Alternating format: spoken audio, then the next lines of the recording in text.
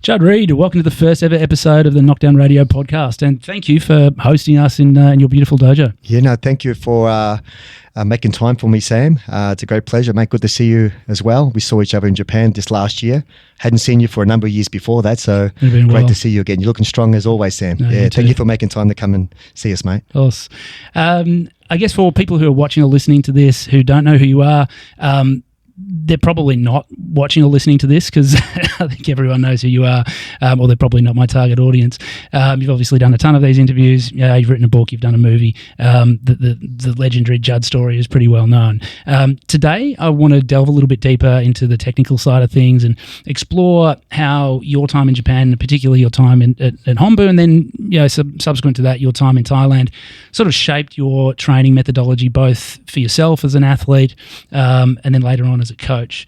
Obviously, tournament fighting isn't everything. There's a lot more to karate than that, and there's a lot of reasons why people practice the martial arts. However, the focus of this show is going to be on knockdown tournament fighting, allowing me to sort of nerd out with people around fighting, and also offer athletes and coaches things that they can implement into their training to optimize their performance.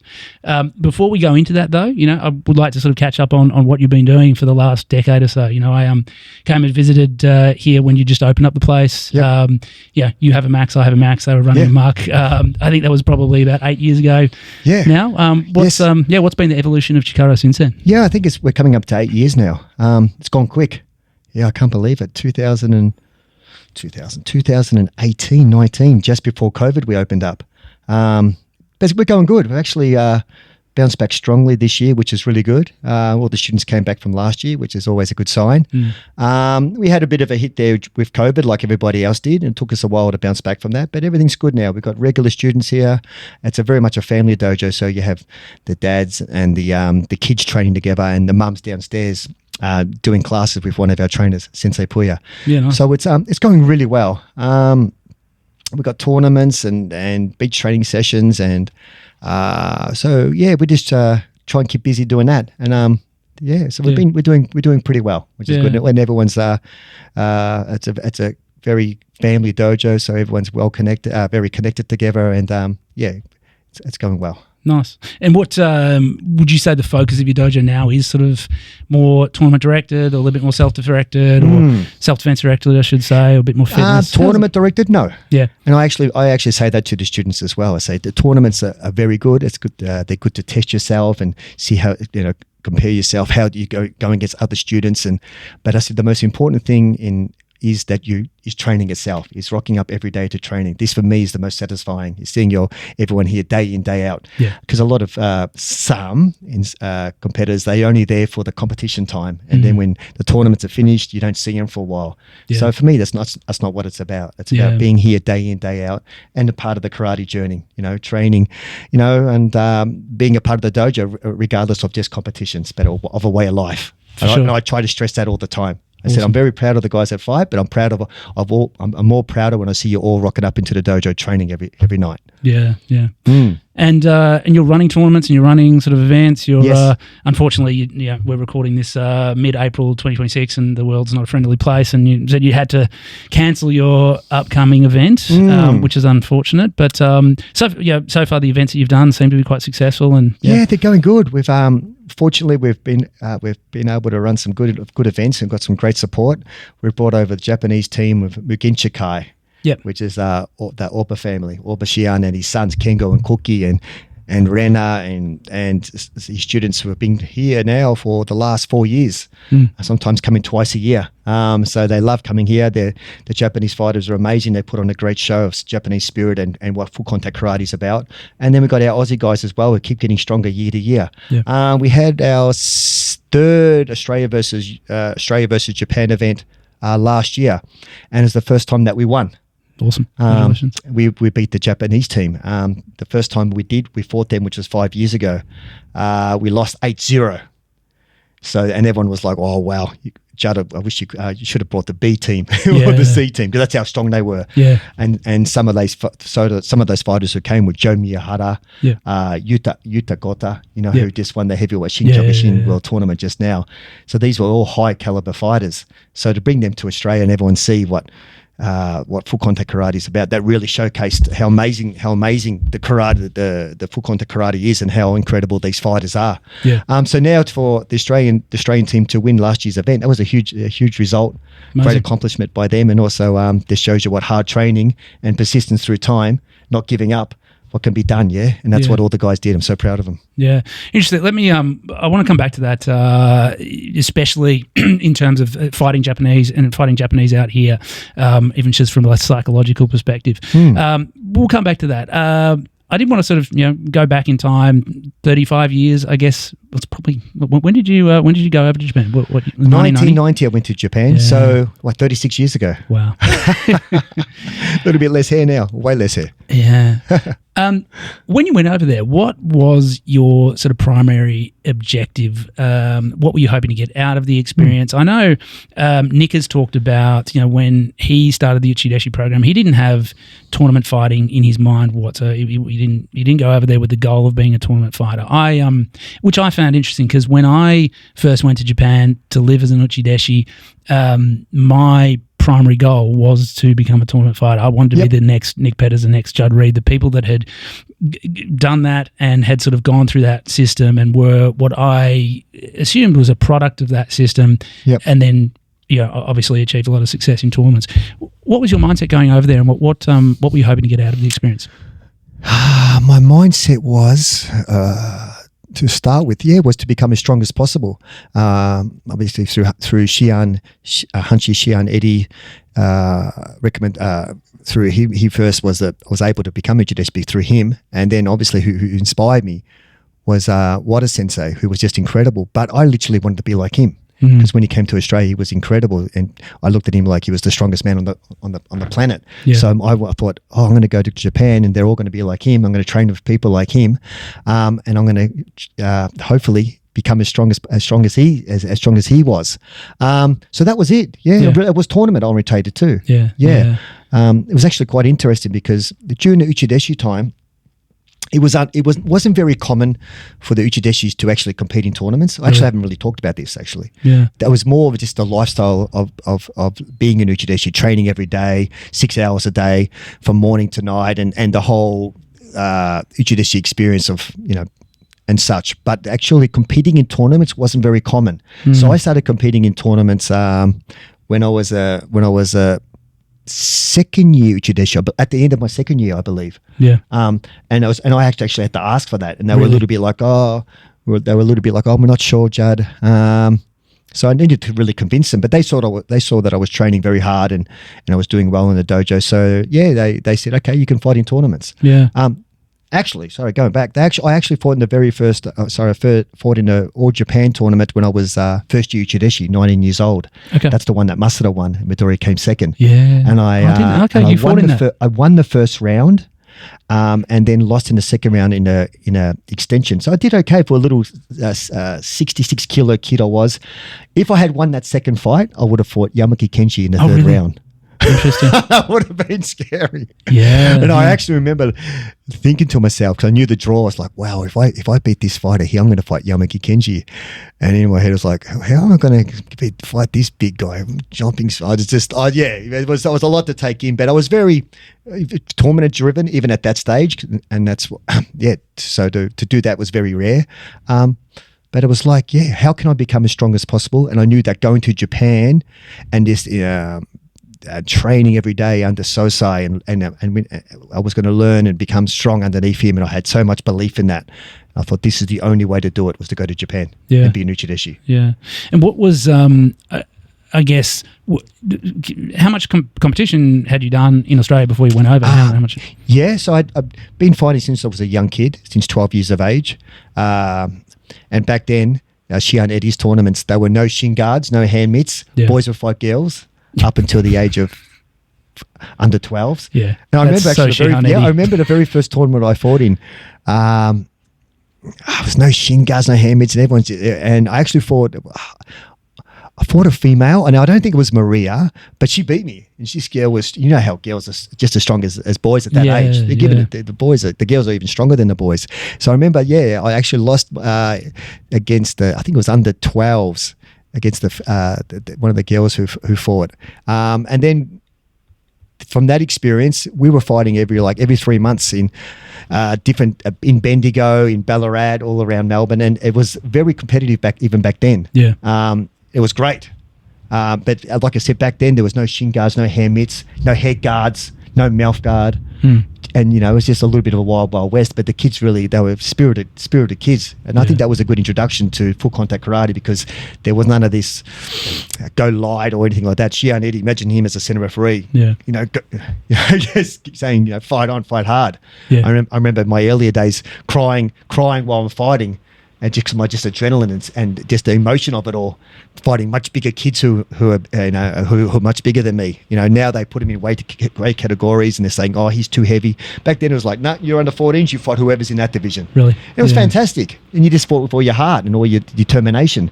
But with the adults, I fought in the open division in the Victorians when I was 17 years old. You're actually supposed to be 18, but I lied. And then I fought in the Australian tournament that Shihan had put on at the Dallas Brooks Halls. It was a smaller version, but just a separate group at that time. Right. And I did okay. I won those tournaments. Yeah. So that was my lead up to going to Japan. Yeah. And I just done my black belt as well. Yeah. Right. Yeah. And when you got there, so how was the training at Honbu different to what you'd experienced here? And you said that you weren't sort of pushed into fighting in tournaments, and you actually had to ask for permission.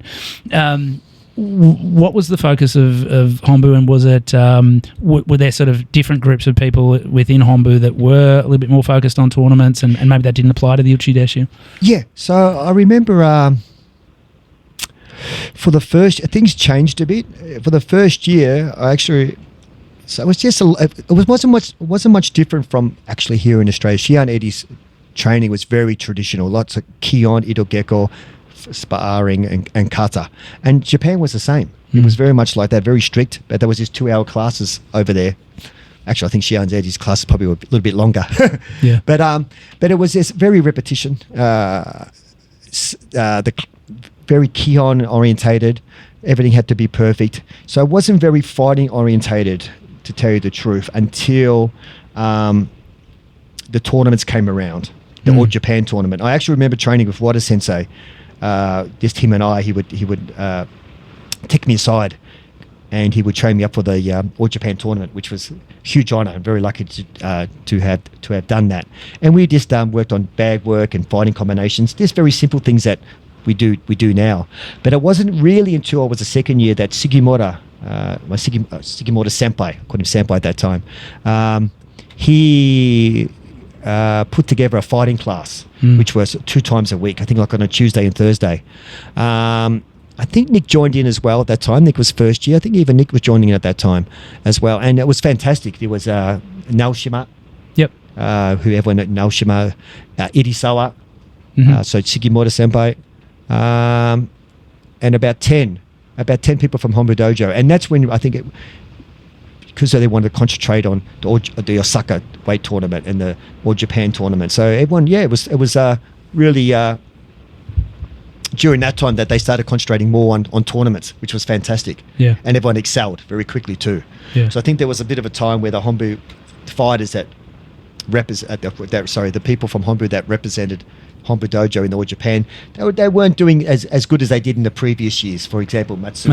Yeah. I think Matsui. The post-Matsui era. The post-Matsui era. Nakamura, they were all there. They were all champions. But a little bit after that... The Jonan and Josei sort of started to... They did, the Midori groups. And exactly. So that was good. Everyone, trained up hard, and they started getting results. That's all it came down to, was just specifically just training for tournaments, combinations, body conditioning, weight training, just doing things that that you would normally in a class. You're just doing a lot of ki-on and such, which is, you must do that. To be an overall martial artist, that's so important to have that strong base. But specifically for a tournament, they would work on different things, which is, fighting combinations, techniques, and such to become a stronger fighter. Now things have changed now. People who are running dojos, they realize they can do all that class in one class. They can do the ki-on, they can do the technical stuff, they can do things, strength and conditioning things in that class itself to be an overall fighter. Where back then the class was very strictly karate, so to speak. You know what I mean? Yeah. It was very rare that in a traditional Honbu class that we'd all stand there and just do body conditioning. Yeah. The teachers wouldn't do so much of that. Nick and I changed a few things when we started teaching there, because So was like, just teach what you want to teach, but make sure the ki-on's done strictly every time, or 30 repetitions of each. But that would only go for about half an hour, 45 minutes. You had another hour and a half, an hour and a bit to go. So I said, you can do anything you want. So we would put a lot of fighting techniques in the class there. Yeah. I guess going back to Ki-hon, like what was sort of stressed in terms of Ki-hon, and I guess as an instructor and looking back as a fighter, what do you think are the most important points around Ki-hon that sort of translate into fighting? Yep, I think the most important points in Ki-hon would be the Sanchin Dachi stance, to have good posture, to be sharp in your strikes, to have a good ki is very important as well, and to give 100% effort in every strike you do. Don't just go through it and think, okay, I'm just going to get through this as an exercise.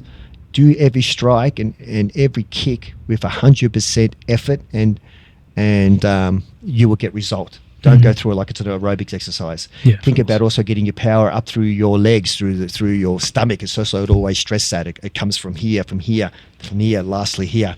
Not just your shoulder, but getting movement from your hips, generating power up through your legs. It's very technical, the ki-on. And I think as we get older, we appreciate it more, because you realize that there's the finer points like this. Plus, we can't do those fancy kicks anymore. So the ki-on works well.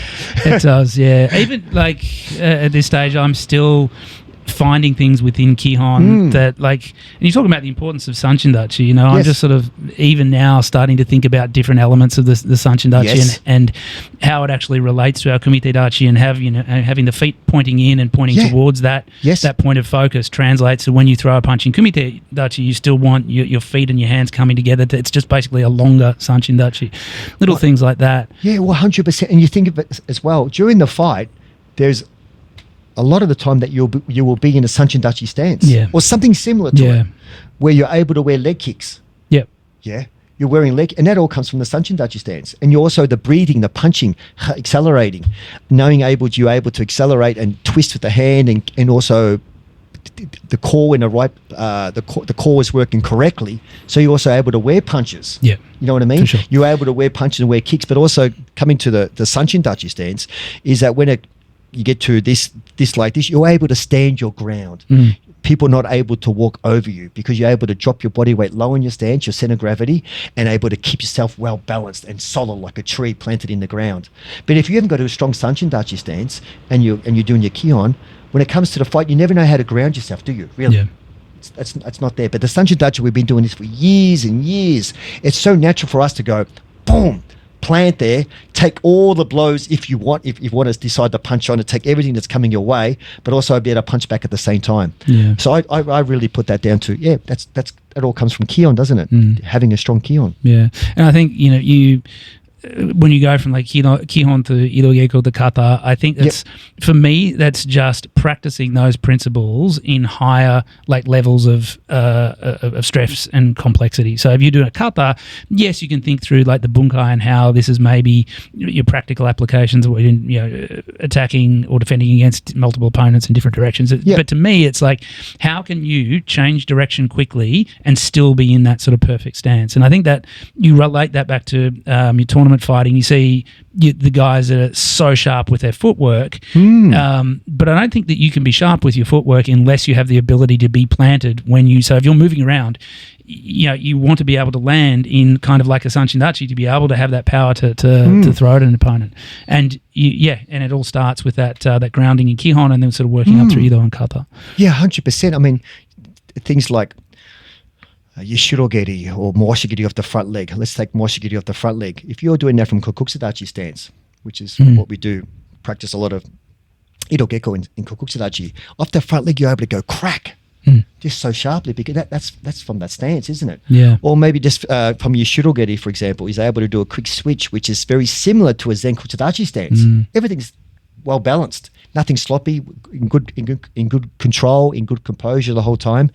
And I think you see the stances in that movement as the transition movements from there to there to there. You see a Zen Kuchadachi stance, you see a Kokuchadachi stance, you're seeing a Sanchin Dachi stance. It's all blended in. It's just done very quickly, isn't it? Yeah. No, for sure. And when I go for a grading, I'm assessing not only my own students, but a bunch of students from other dojos as well.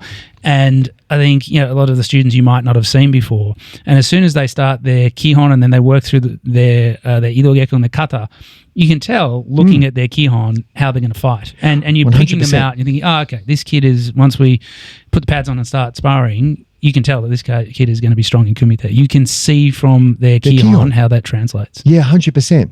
Yeah, I agree totally. I look at someone's kihon and I'm like, yeah, they're going to be good. They're going to be strong. They're going to be sharp. They're well grounded. They're breathing. Everything about it is you can see. And I think they also say the same thing with a golf swing. Yeah, right. They can see even before you hit the golf ball how your golf swing is. They're like, yeah, he's a 2 handicap. Yeah, he's a 10 handicap. He's a professional. Yeah, just through their follow through with their balance. Same thing with their kihon. Oh, he's a good fighter. I can see. Yeah, he's a good Kyokushin fighter, let's say. For sure. Particularly in Kyokushin fighting. Yeah. Things change in kickboxing, yeah? Oh, look how strong he is. Look, everything's sharp, well balanced. Oh, he's going to be good. Yeah. And even when you talk about sort of comparing to like kickboxing, I do think that the fact that we practice kihon from a kokutsudachi and we have a focus on the pivot and where the foot comes back, I think it makes a massive difference when you fight. Because I've trained with a lot of kickboxers and I think there's just not that awareness of what happens after you kick, where that foot goes back down to. And I find like training with kickboxers, it's kind of a little easy to pick them off because they don't have as good a control. So the recovery. So for us, like we can kick that foot out there, but I know exactly where I'm going to put it down. And if he tries to kick the leg as I'm doing that, I can evade, I can block, I can change my position. And I think that all sort of comes back to the kihon as well. Yeah, for sure. Well, that's with karate, particular Kyokushin style of kihon, but also Muay Thai have a kihon as well. And it's just, they're beasts. Yeah. And it's very similar to Kyokushin in some ways. They're grounded and they're always in good balance. And their movement and that, it's very much as well as where it's standing there toe to toe. Yeah. And exchanging blows, not want to give too much gap. Yeah. Not want to, be seen to be walking backwards, taking shots and getting off balance. Yeah. And that comes down to their kihon, how to ground themselves. And then obviously with more the technical stuff, you have to learn them on the side how to different movements and such, which is not normally in your kihon. But yeah. So you mentioned the Muay Thai there. I think it's a good segue. Obviously, you spent we just discussed it off air 10 years. Yeah, 10 years in Thailand in different stints. Yeah. What was that like? You obviously probably a little bit more cross training while you were there. What sort of different things did you then incorporate from your time in Thailand into your teaching and your fighting? Oh yeah, Thailand was fantastic. Training with the Thais, they're unbelievable. It's just their mindset and the way they go about it is that they're like the Kyokushin, like the Japanese, like all the fighters, is they give 100% effort, and it's very. For example, I tell you roughly what a trained professional fighter. Thai fighter would do day in, day out. They'll get up and run 10 Ks in the morning. They'll come back and then skip 5 rounds and then do shadow. And then they'll get on the pads and do 5 by 3 minute rounds on the Thai pads. Before that, they're on the big bag, right? Doing 3 or 4 rounds of that. Then they're finishing on the Thai pads. The trainer's taking them through the Thai pads, 3 rounds, 5 rounds. And then sparring. But sparring is because they're competing all the time, every 2 weeks, sparring's very easy, very soft. They're not trying to kill each other. Not like the Kyokushin sparring in the dojo. Where that's a big difference, yeah? Everyone's fighting hard. But because they're getting punched in the head and getting elbowed as well, they can't afford to get cut in the face because, that's their way of life and they can't be injured going in. And then they're doing like 500 knees at the end on the big bag, day in, day out. Yeah. That's their training. So I actually skipped out a little bit there. So they're running in the morning and then they're running again in the afternoon. Yeah. In the hot sun. Summer times, another 5Ks, 15Ks a day, 20Ks a day, day in, day out. And what do you think? So it's obviously a high volume type of approach. Yes. What do you think that gives them in terms of advantage from a reinforcing technique perspective, from a stamina perspective? Do you think that if you were sort of on the other side of it working a little bit more on power, on technique, would you opt for a little bit more of a, I mean, obviously, my background is karate, but also, physiotherapy and sports science. And I always try and think of it as well, like you can't train a quality like explosive power if you're doing it in a super fatigued state. I know what you're saying. Things have changed now. If you see like the One Championship, you know what I'm talking about? Their methods of training, like you got Rotdang and Superbond, they're changed a little bit. Yeah, they're doing different things like explosive kind of training and things that you're seeing with working with the sled kind of training and those different kind of things, ball training, slamming the ball against the wall. So they're kind of like doing different things like that. But I think the reason why they do the running and do the 5 minute on the hard yards is because they're fighting 5 by 3 minute rounds. It's a long fight, and they're fighting often, so they've got to have a real a big engine base, and be super fit. And I think that's the Thai traditional way of training has always been hard work, very hard work. Running out in the sun, trying to drop weight for their fight. The clinching and stuff, but the Thai fighters are incredible. I really think they're some of the best fighters, stand-up fighters in the world, and that's why a lot of UFC fighters go to Thailand to train because they know they're the best. The Japanese as well, they're up there as well. I really believe that, and that's why One Championship you see Japanese versus Thais, and they're pretty much the same. Kyokushin fighters, the lightweight Kyokushin fighters are joining one, and they're doing amazing. They're absolutely giving the Thais a run for their money, which is fantastic to see. Which is brings a lot of good credit to Kyokushin as well. Saying, see, the Kyokushin kicks and the heart and the speed and the high volume of Kyokushin fighting these days. You can transcend that. You can transform that into kickboxing and do so well at it. And which is what they're doing. Well, it all goes back to, I'm just sort of rereading for, I don't know how many times I've read Cameron Quinn's book, but, this is, I think, where Kyokushin got a lot of popularity in the 60s, where he sent instructors over to Thailand and they won that event against the Thais. And it's almost like it's coming full circle. Yeah, it's so interesting now, isn't it? And now it's great to see. It's great. The Thais are just, they're warriors. The Japanese are warriors. That spirit of that tournament is they're so respectful towards each other, but the way they fight is just truly incredible. They're amazing. Yeah, it's great to see. Is there anything from a technical perspective that you incorporated from your time in Thailand? Yes, definitely. The Chudan Moshigiri. The middle round, I believe the Thai middle roundhouse kick is probably the best in the business. They just get so much power through their hips. The switch, that switch that they do, with that and a hand moving like that. Where Kyokushin, they don't really, traditionally they wouldn't be too much of that movement like that, but the Thai's really emphasis of the switch and getting power driven through the hip, not just the leg. It's interesting actually. So we're talking about back with Kihon, So when we're doing the Kihon, which is great to be snappy with the kicks from a footed archer position, that creates good sharpness, but the Thais can't kick that way. And I remember when I was in Thailand, and some of the Thai fighters would be doing the kicks from Moshigiri on the spot. They look awkward. They look out of place. They can't do it. They just can't kick in the air like that. They're used to kicking through all the time. So even when they do shadow, they won't just bring the leg up like that. They go all the way through, which is just because they're getting power through their hips. They don't know how to go like how we go. But that's good because you learn different things as well. So I actually felt like I learned a little bit how to generate more power through my hips, and they learned how to be a bit more sharper with the snap of the kick. So we both learned from each other there. Because I felt like you always had a strong Chudan Moshigiri even before that point, but you obviously optimized it even further. How now would you teach someone that specific technique, the Chudan Moshigiri? So of course, like we're so. To have the traditional Kyokushin on the spot is excellent because it's like a jab. I explain it like this. The jab's just there, and bang, So the moshigiri can be just there, plant yourself and just go crack. But if you want to get actual real power, you need to have the switch with the footwork done correctly, be able to set yourself up, have your arm and your shoulder in a way as well. So you're not just trying to get as much power through your whole body as possible. Yeah. Through your shoulders, through your legs, not just your leg moving, but you're getting power through your hips, whole body behind it. And you see some of the Thais, they're 60 kilos. They're kicking like heavyweights. It's like how, and then if you break down the mechanical side, you start to see how it all starts with their switch and their foot's in that direction there. Yeah. The body's clocked back that way, so they're able to really get huge torque in their hips and legs. And at the end, it's like a big whip, whack. Amazing.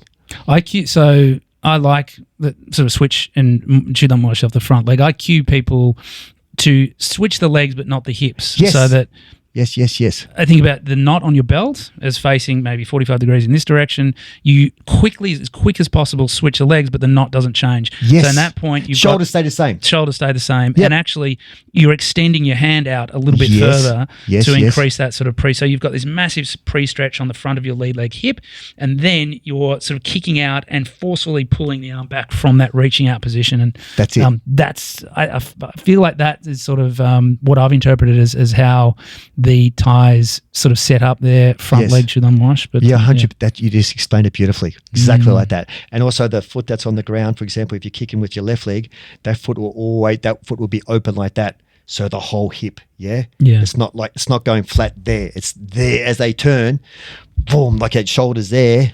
Exactly how you explained it. Yeah. It's so interesting, and they get so much power. It's crazy. You see them go, pow, pow, pow, pow. You can hear it. Yeah. It's just all hip, Yeah. It's just crazy. It's so good. And so their middle roundhouse kick, their knees are incredible.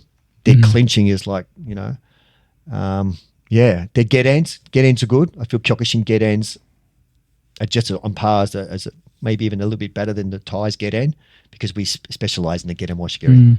But pretty similar. How did you find doing clinch work and then fighting in a full contact karate environment where you're not allowed to clinch? Because I find like when kickboxers come over to karate, that's the one thing that they struggle with, is because to set up a hizageri in kickboxing or Muay Thai or MMA, a lot of the time you are grabbing.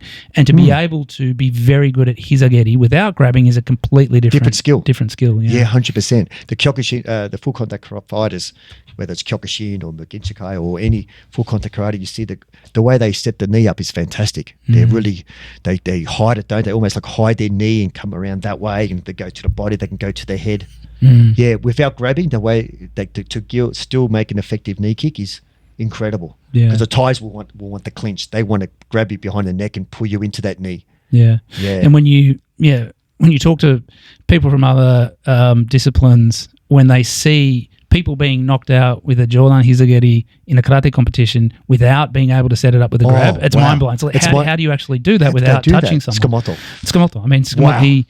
I mean, the way he teaches his Jordan Hiza is beautiful. He's a genius. He's incredible. He's a karate genius. He really is. And the way he kind of like comes in with the knee and puts his chest on their chest, and knee come out like that, smothering them. And his idea is that when you're throwing it, you're basically trying to, and he practices by kneeing his own chin. Wow. So that you're getting almost like head next to head, and then from there you're bringing the knee up. So you're kneeing basically where your face is, which should be as close to their face as possible, and that's how you're setting that up. Yeah. But like obviously that's easier said than done. You've got to be able to set up a combination to be in or dictate the fight in a way that allows you to be at that proximity to the opponent. Yeah, they do that well, especially knees to the face. I'd say the Kyokushin guys are just there. They've just got an incredible technique where the Muay Thai knee to the body is that's damaging to you. They get so much forward thrust with that knee going forward. Wham! Yeah, amazing. Yeah, and they could do it without grabbing as well. Yeah. It's pretty. It's very. It's like what you just said there, Sam. It's very interesting. There's two different ways of doing it. Yeah. Yeah. And what does your sort of teaching style look like now at Chikara, and how have you sort of implemented all the stuff that you learned way back from Shihan Edi through your time in Japan, through your time in Thailand, and then just being on the scene and seeing so much? So in the classes, I just try to things that I've learned over the years in Thailand and through Shian Eddie and through Sosai and through every different people that I've met over the years. I've also had some BJJ friends and some wrestling friends. So I've kind of like picked up things along the way, and I try to incorporate that into my teachings. So a class can always consist of good ki-on, hard ki-on, so you're sweating it out, so everyone's getting the most out of that. And then we could just do things like a little bit of wrestling and clinching, and even boxing drills, which have to have good hands, be able to put boxing combinations together. I think that's also important, is how to protect your head. Yeah. How do you check a left hook to the head? How do you protect your head? There, chin down, hand in, and such. Someone comes with a big left hook to the head. How are you able to do that? You're able to come in, do a double leg. So we do all that kind of stuff in class as well. Just basic stuff. And it's also good self-defense. For sure. You're in the situations and someone's a big puncher, double leg them. They come in big, swinging their hands, go underneath those hands and take them down to the ground. Yeah. Or someone is a good boxer, leg kick them. Yeah. Good leg kick is just as good as a straight right. Yeah. And I believe a good leg kick will mess up most people more than anything. And also as a self-defense side, if you're in a situation where you need to defend yourself and you just go crack with a straight right to the head, you're going to court. They're going to say, "Oh, you're Sam Gilbert. You've been doing karate for 20 years in Japan. You're a world champion fighter and such. You're going to jail." But if you leg kick someone, it's different. It's a different look. They're going to say, the judge is going to say, "So you are going to court and you're complaining that he leg kicked you?" They're going to throw it out.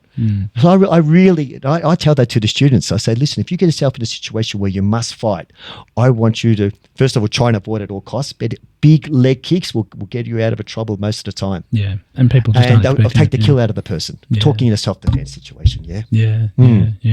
So with your students that are involved in tournament fighting, how are you going about preparing them, and I guess how are you using your experience in terms of getting them ready for your tournaments?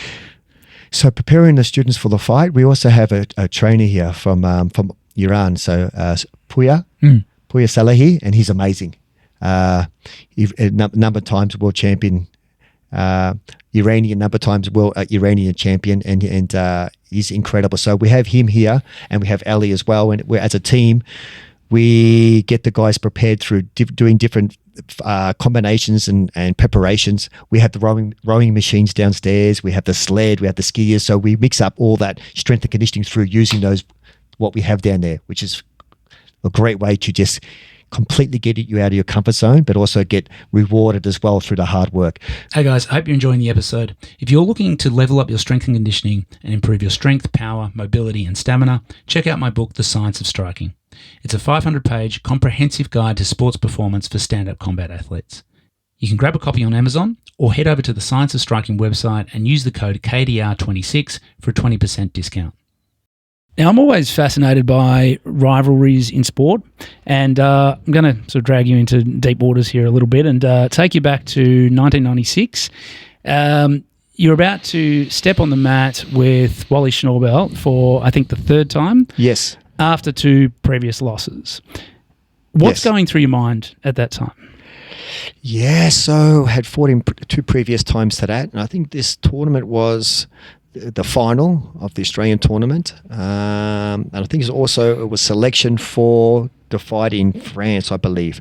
And Wally's just a beast. He's a beast of a beast of a man. Incredible fighter. He's 100 kilos, 6'2". His punches I've never felt any punches like that. Really? In my whole life. And he dropped a lot of people with his punches. And it's incredible. Even if you see his tournaments, just so much power. Yeah. He is just brute strength. Yeah, he was an animal. Yeah. And I think it looked like, because there's one thing about being able to hit very hard, but also tactically able to draw someone into an environment to be able to hit that and also hit in the right spot and be able to win someone. Yes. How confident were you going into the third time? I was actually feeling pretty good. I actually fought two other fighters. I fought Peter Graham, I believe, the fight before that. And I had beat Peter. So going into fight Wally in the final, basically I just, I think it was just towards the end of the round, he put me down with a hizagiri in the guts. And I should have done a different fight game, but he's just too strong, basically. I just should have probably fought him a little bit differently and just moved around, but I thought I could stand there toe to toe with him and exchange the shots and pace it out a little bit. And I thought I'd try to get an extension going where I felt I was fit enough. Maybe I could start in the second round, could maybe perhaps, be more, I have more of a chance in the second round, because the first round, I thought the first round there's no way I'm going to put him down with body shots or beat him in the first round. But if I go in extension, I feel I was fit enough perhaps to get the win there. Yeah. But he just got me with a knee kick. He's just so strong. I didn't even see it, and I should have just fought smarter. But he's just a machine. Yeah, he's just too strong, basically. Yeah. So I was a little bit disappointed. If I know after that, like, things happened politically and that, and you didn't get to fight him again. Like, no, we trained together for a lot during the years. He came to Honbu dojo and stayed with us uchi deshis for 2 different times, 3 months at a time. Right. So it was great to train with him, and he's a great company. He's a beautiful human being. And also I visited him in his dojo at Xi'an Cameron Quinn's dojo when I first came back from Japan back in '94 one time, and actually stayed over the night for a couple of nights there in the uchi deshis. I stayed with them, trained with Gary and Wally. It was fantastic. Yeah. So we had a close connection. Yeah. And I think now Wally's involved in politics in Papua New Guinea with the government. Yep. I know his family was for many years, his history there. So I hope he's doing so well. He's a gentleman. Be great to catch up with him. Again sometime. I think it's always good to have someone there who, you're likely to fight again. And you even, I know there's there's some that argue that for a rivalry to exist, you actually both need to have a win, but I don't necessarily believe that. I think if someone is consistently challenging you to be better, and you're sort of pushing each other to improve your performance, in preparation for those times where you do come together and fight, I think that sort of classifies as a rivalry. 100%. Yeah. Especially when everyone's thinking, okay, those two guys are going to face each other in the final. So there's a rivalry there, and we did 3 years in a row. Yeah. Very cool. Good memories. Yeah, good times. Yeah. I mean, even in the fights leading up to the final, we were in each other's corner because we were close mates. Oh, really? Yeah. Okay. Yeah, he was in my corner when I fought those two other opponents, and I was in his corner. Wow. Yeah. That's interesting. Because we're friends, yeah. Plus, I'm just looking at him going, is he stronger than last year? Oh, God, he's even stronger now. Yeah. Things like that, yeah. Yeah. And did you, like, after you had those 2 losses, did you go back and, focus on specific things, or was it just a matter of he right now is stronger than I am and I just need to get stronger, or how much like tactical analysis went into it, and would you do it differently these days? Like if you had, for example, a student who had lost to the same opponent and they were going to face that opponent, how much like technical analysis you put into it and technical preparation? Yeah, for sure. If I'm looking at someone and I'm thinking, okay, we've got to fight this person differently this time, or I look at them and go, what was it that made them stand out more than my student to win the fight? And sometimes it's a game. It's like how did they play the game? What did they do in the game to get the decision? And it could be just a simple thing that just punched on for 10 seconds and just relentless with their hands.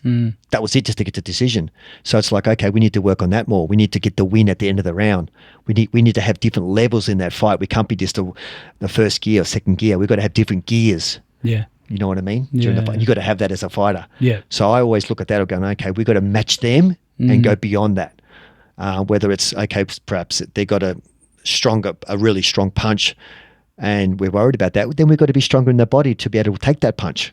Simply, like Midori did. He knew he was coming up to the world tournament and he was fighting stronger fighters, so he put some weight on. He did weight training. He did power training to get stronger, to be able to take those body shots. Compared to when he fought in 1987. Yeah, he was getting flinged around a little bit, but 91, he wasn't taking a back step, only if he wanted to. Yeah. So he became a stronger fighter all around to be able to take all that punishment. Yeah. That's the thing. That's a huge part of Kyokushin, is to be able to take a hit. You got to be able to take a hit. Yeah. And you got to be able to punch on those. And you see it's such a fast pace these days. And we were talking about that, Sam, that even if you're that last 10 seconds, you might have done all the hard work in the first minute and a half, even more so. But if you start to gas out towards the end of the round and you're not able to keep up that volume, but that other fighter goes, they win. Yeah. Even though you won the fight for a minute and a half, where in boxing, it doesn't work that way.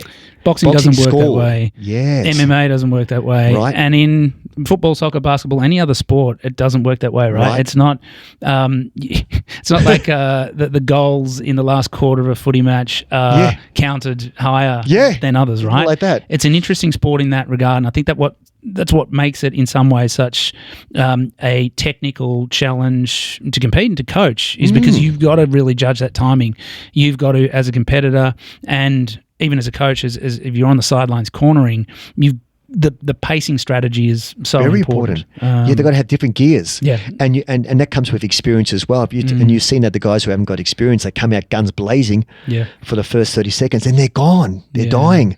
Even though they could be super fit, it's just that through what they did at the start, giving 100 or huge output and not saving themselves for the last 30 seconds, last 10 seconds, and the other guy's got more experience, he's saving himself a little bit, and he's able to turn it up into the next extra gear. And not only if you take it up a level further, like not only is the person with the more experience able to weather that storm, but they're also able to judge how hard the other person's pushing. Like I've been in them before, and someone comes out blazing, and you can feel how tense and how and you said, okay, I'm losing the first 30 seconds of a minute of this fight. Yep. But you can tell the tension that they're throwing with and how they're breathing. It's like this isn't going to last. That's right. They're going to gas. I'm going to be fine. And I think that's another level of experience. Yeah, altogether. and you know that too, Sam. You always went in super fit. So you in your head, you're like, I was always confident. I want this to go in extension. Yeah. I'm actually playing for this because I'm going to take all his hits. He's strong, sure, but I can weather the storm. And even you maybe even want to go 2 extensions because you know that back then that they allow 3 rounds, 2 extensions. You go, I'm going to win the 3rd round. I'm just going to play it out there because he's too strong to put down. But I know that my stamina, I'm fitter than him. I'm going to win it in the 2nd or 3rd round. Yeah. That's the game strategy. Yeah, and every opponent's different, isn't it? Where someone who's not fit, it's like, I'm just going to go for it. Yeah, they can't. Yeah, you can't keep up. A little bit Doesn't harder. matter. We're just going to win it in the 1st round. But this guy's like, he's strong. I'm going to have to do some work here. I'm going to just do a couple of go the extensions. Leave some in the tank as well. Yeah, the game strategy that way. Yeah, and it's all sometimes you just luck out, and it's or you get the worst luck and no, maybe not even luck, even just from a tactical approach. It's like you can see those fighters that are kind of waiting for the extension, and you're leaving it in the hands of the judges pretty much all the time, unless you're lucky enough to score a point. So, if there is that close match, and you think this person is tiring, but they haven't quite done enough to win, I'm going to save myself for an extension. Yes. And then their flags go up, and then it's I should have just pushed it to try and get So it's a real challenge, and it's the pacing aspect of our sport, I think, is one of the things that makes it really hard to compete and to coach. Yeah, Sam. So like going back to like last year's world tournament in July, which was an incredible tournament. It was such an amazing tournament, but they really were looking to give a decision over in the first 2 minutes, which you don't really get to see the true fighter. Yeah, you don't, and then everyone's just in a rush. Yeah, who can do that the best? Yeah. Really, anyone can really. Just for 2 minutes, let's say, and they're not really looking for the extension. You can get someone who hasn't had too much tournament experience, get them super fit, explosive. And they can do that. Yeah, I think they can pretty much give it all. But you start throwing extensions in and rounds in. No. You get to see the true fight, because when they're looking to make a decision straight away, it's just yeah. And they're like, well, they're both the same, but they have to give a decision. I think that's a bit tough, especially for a world tournament, to quickly give a decision. Yeah, but then again, you just need to, as a coach and a fighter, you need to look at the environment that you're in. And it's like, I'm one of 2,000 competitors in this massive event that needs to finish by 5 p.m. to get out of the venue. Yes, there is going to be a certain pressure on the judges, and I've judged in Japan for almost 2 decades, and there is that pressure. Whereas if you're in some of a smaller tournament, tournament in Australia, and you've got, and in some tournaments I've been in, there's been a lack of competitors, and you almost want to give the extensions just to pad out. To make the day go out. So that's all part of coaching and part of competition. Yes. You need to understand, 100%. what is in the mindset of the judges and weigh that up and try and balance that with your pacing strategy. Very true, Sam. Yeah, 100%. And it's like these world tournaments, you have to train specifically for that, to you need to win that round. Yeah. And the next day it's going to be different again. They're looking for the extension. You fight differently at that time. But that first 2 minutes, you got to make that count. You can't leave it in the judge's hand. You have to just pull, like cannon fire, like a machine gun at the end. Go, do not stop punching. Yeah. Do not stop punching. Yeah. So much so. It's a game. Who can play the game the best? Absolutely. Yeah. What else are you seeing? I guess here in Australia, you came to the World Tournament, the WFKO tournament last year, which was a lot of Shinkyokushin, but also a lot of other styles as well. What are you seeing that's sort of different from your competitive days, and as you've sort of evolved and been in this for 4+ decades? What's what sort of trends are you seeing? Yeah, it's a fast pace. They are so quick. They are so sharp, and just the speed of it all, just the high volume of the fight is just amazing. They're so quick, and if there's a little tiny mistake, they're on you. Nothing's lethargic or fatigue about the fight at all. They're all super fit, super strong, super conditioned. Power wise, interesting. I would think sometime the old school Kyokushin, like we're talking Andy Hug time and Ademir Acosta, Michelle Waddell, I think they were stronger, the old school with their hits, because they were all single big hits, weren't they? Crack. But now it's more very more sharper and higher volume, where before it was more power based, single shots, teeing off, a little bit more wild. Like that, old school, a little bit wild style, a little bit more forgiving as well with the judging. Now they're looking to quickly give you a foul, which I'm not a big fan of. Where before the judges would just let them punch it out. So that's a difference. Yeah, they'll let them go. Yeah. We could do a whole podcast on fouls. I think that I'd actually love to see a more complex system of fouls implemented, because the impact on a match of a big hit to the head, where a punch to the head or kick to the head? Sorry, a punch to the head. So a big foul punch to the head, which clearly rocks the person and is probably an accident from, let's give whoever it was the benefit of the doubt and say that was an accidental punch, but it's sort of related to carelessness, in a way. And then that person is really affected by it. And let's say that they were on a roll and they were winning and they get stopped, and then the whole fight is stopped for 2 or 3 minutes. They're potentially concussed. And then at the end of that, uchi, right? But then you're in this close situation. Where they're handicapped, aren't they? Yeah, and then you give a little bit of a push, or you accidentally, not accidentally, but you inadvertently kind of hook same chuichi. And I think that's not right. The impact on the match is very different in those two scenarios. So they're very different. I think it will be very difficult to implement, but some sort of more structured fouling system where there's different levels of powers. You're right. I think this sort of thing would be extremely difficult to change. It's a rule book that's been there forever, but I think it's a really difficult thing. I hate to see, look, if someone's careless with their punches and they clip a guy in the chin and or a girl in the chin, and it makes a big impact on the fight, it's like, okay, that's bad luck, but this guy deserved to lose. When it's a really close fight and there's a bit of push and shove from both parties, and one party gets penalised to the point where they actually lose the match as a result of that. Yep. And this is they've been training for this particular tournament for 4 years, and that's how it ends. I think that's disappointing. Yeah. In 1991 World Tournament, talking about fouls and such, Sam Greco fought Michael Thompson. I was in Sam's corner. Probably the most famous foul of Sam got him with the biggest straight right. You could see from that fight that he was going to be a K1 fighter. Yeah, and that was before K1 was around. Yeah, it didn't exist. But you could see just the power, and he got Michael Thompson straight right. So they gave him a Genten. Right, straight off the bat. They gave him a Genten because it was just like he was nearly knocked out cold. Yeah. And Michael Thompson. So Sam had to literally to get that decision would have had to knock him down with a Wazari. which was kind of like in some way fair enough because it was a big rider. Michael Thompson's face wasn't the same after that. But that's interesting. Yeah. But it's given, back then it was pretty rare to be given a Genten for a straight ride. Right, yeah. They would either get a chewy, but that was a real big foul. Interesting. Yeah. Same. But that was, because they just saw that. But they let the fight continue on and such. And it was such a great fight, Sam. It was him and Michael Thompson. It was a great fight. I wish I would have gone an extension. Yeah. Because later Sam ended up beating Michael Thompson in the Saddle Kaikan World Tournament in the final. And Michael had knocked him out in the Opera House, I think.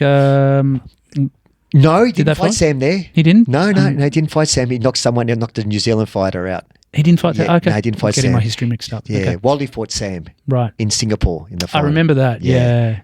Beat him on Michael weight, Thompson, I think that was the first time he fought Sam was in the 91 World Tournament. Okay. I think so. Yeah, but that's another example of a great rivalry, right? Yeah, maybe he did actually fight now, though. So based on the experience that you've had and both as a fighter and a coach, what are 3 tips that you would offer up-and-coming fighters to, enhance their career sort of long-term? Like anything, if you want to do well at something, you really need to dedicate yourself. And you need to have a plan and you need to stick to it. And for example, you have a tournament coming up and it's 6 weeks out, do not take a single day off.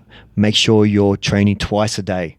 And if you're tired, exhausted, there is no excuses. You must train because on the day of the event, you're going to be tired. You're traveling overseas. You've got jet lag. You're staying in a different hotel. It's a different bed. The food's not the same. You're automatically 20% down from the fighter you are because you're just a little bit tired and worn out from the travel and such. So my recommendation is if you're a competitor is train hard and just give it your absolute best every time. Sleep well, eat well. And I think so you mentioned right off the bat that you have those tournament fighters that come in and they train for 6 weeks and then you don't see them again. I think that yes, you need to have that really hard period beforehand, but what you do afterwards is really important as well. Yeah, 100%. I think you've got to get back in there again. I think they the strength and conditioning people in MMA talk about the 52-week fight camp, which 52 weeks. Literally, like you need to be in some type of fight camp all year round. That doesn't mean you're preparing for a fight, but you need to be ready. You need to be preparing. 100%. After you have that fight, the intensity and the volume of the training will go down, but you need to continue working on working on physiological characteristics that technical side, getting stronger, getting fitter, getting sharper. And I think that like in my competitive days, like I was working at the same time, and I would go really hard before the tournament, but I would definitely slacken off more than I should have afterwards to get the get the balance and catch up on other things in life and enjoy myself. But going back, I think that's one thing I would definitely change is being more consistent with training when I didn't have a tournament coming up. That consistency is key, isn't it? Yeah. And then you can always just top up very quickly because you're already there. If they called you up, you can fight in 2 weeks. Yeah. And I think that the other problem like with that like fight camp mentality is that you don't have as much room for growth because in those 6 to 8 weeks beforehand, especially in full contact karate in the way that I train, it was like, it's sparring, big mitt, it's all stamina, it's all hard, it's all bruising stuff.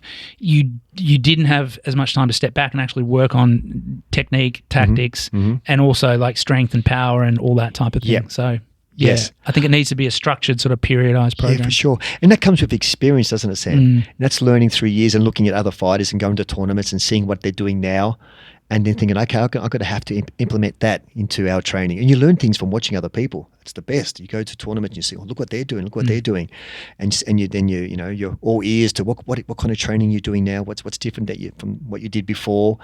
And you speak to them, how come you're super fit now or how come you're sharper? And you just ask them what they're doing to get to that. Yeah. Are they, outside of their training, are they doing things like the rowing machine or the assault bike or, different things like that? How are you getting super fit?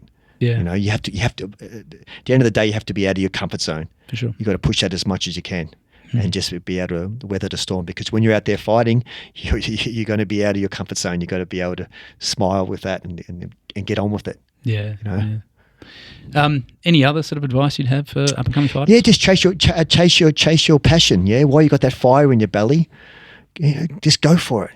Like I said, it's important to day in, day out to be in the dojo and train, but also use that training as a stepping stone to do everything else in life. You can put that passion towards I can achieve anything I want to achieve because I put my mind to it, and it all comes down with training hard and not giving up. And everything else you can pass that on to, can't you? Yeah, that's a bit of a cliche. Yeah, that sort of uchi, the determination that's developed through karate, but I do think it does carry through into other aspects of life. 100%.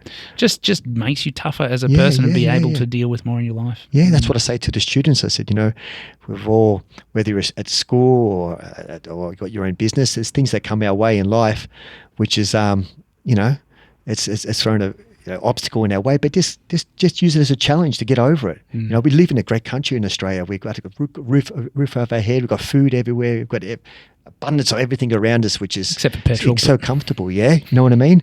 Yeah. So what's that? Except for petrol, but except for petrol. Except for petrol. Yeah. But even saying with the petrol thing, I know that countries like Thailand, the standard of living is so expensive there. If that was, you know how much it would be equivalent to here? It would be equivalent to like $5, right, to their standard of living over there. Yeah. But no one says nothing over there because they're getting on with it. Yeah, they get on with it. They're not, make them, they just get on with life. And I think that people have always got it, challenges in their life, or much harder than we've got it. And you talk to people as well, good friends, and and it's good to talk to people who are grounded and appreciate everything they got around them and have gratitude for what they have. That's important. For sure. We've got a lucky here in Australia. Yeah. And I know you've got plans. Come back and live here in Australia too, Sam. That's true. Yes, we're planning on coming back at the end of next year. I don't know if you wanted to put that out there. No, it's out there. A lot of people are aware of that now. So Where are you going to go? We're moving to the Gold Coast. So the idea is to start a dojo there. Well, you're not in competition with me, so we're okay. With you.